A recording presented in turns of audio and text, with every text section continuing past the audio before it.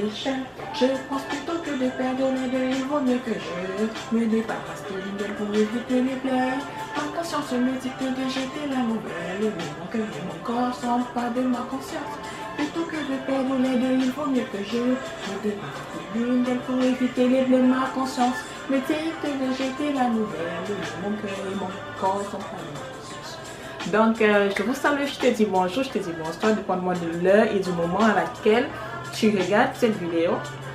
Je te remercie toi qui es nouveau sur Lisa Home Secrets. Et oui, aujourd'hui on est dans l'ambiance. Aujourd'hui nous sommes en compagnie de Sirius Black.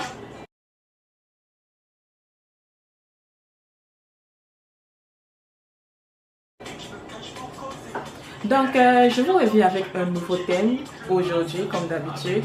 Et le thème, il porte sur la toilette de bébé. Qu'est-ce que bébé il a besoin lors de son bain? On va commencer avec le tout premier accessoire. Et oui, bébé il a besoin d'une bassine. La bassine, ben, ça ressemble à ça. Bassine où tu vas mettre de l'eau à l'intérieur et tu vas juger effectivement de la température de l'eau de bébé. Parce que si l'eau elle est trop chaude, tu vas brûler bébé. Si l'eau elle est trop froide, et oui, tu vas te rendre compte que bébé, lui, il détecte l'eau froide à distance, quoi. Il va même pas vouloir entrer dans la bassine. Donc du coup, il faut vraiment avoir une eau tiède. Comment faire si tu n'as pas de thermomètre à la maison pour juger effectivement si l'eau est tiède ou si elle est trop chaude ou si elle est trop froide? Ben, tu as tout simplement besoin de mettre ton coude dans l'eau de bébé ou ton poignet dans l'eau du bébé pour effectivement voir si oui ou non ton eau elle est trop chaude. Par la suite, tu as besoin comme autre accessoire d'une débarbouillette.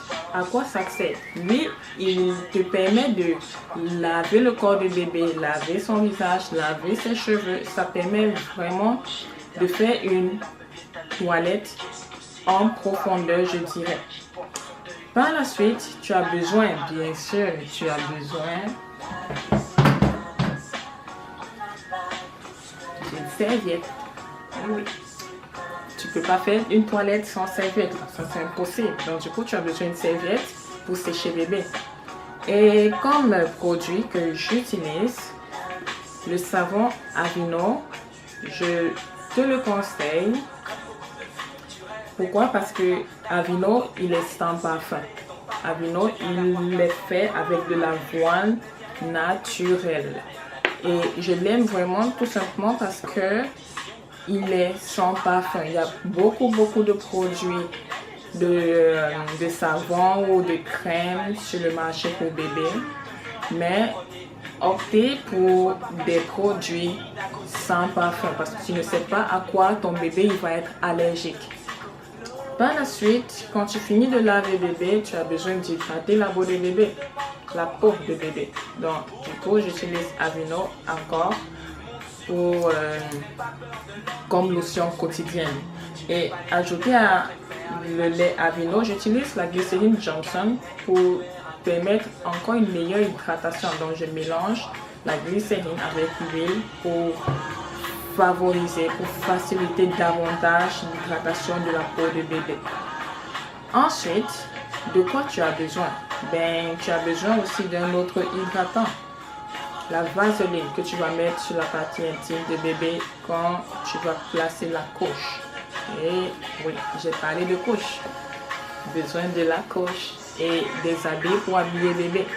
Pour terminer, tu auras besoin du peigne pour peigner les cheveux de bébé. Très important, sinon les cheveux de bébé vont s'emmêler là. Et pour les démêler, ça va vraiment être de la misère pour toi. Donc, tu l'as constaté, je n'utilise pas beaucoup de produits parce que je me suis dit, la peau de bébé, c'est une peau fragile. Du coup, on n'a pas besoin de mettre assez de produits là-dessus. Il peut courir des risques d'allergie dont tu n'es pas encore au courant. Il peut avoir des réactions. Donc, du coup, utilisez le moins de produits possible. Vraiment le moins de produits possible sur la peau de bébé. Donc, en résumé, qu'est-ce que tu as besoin pour faire la toilette de bébé? Tu as besoin d'une bassine où tu vas mettre de l'eau à l'intérieur. Tu as besoin de ta serviette.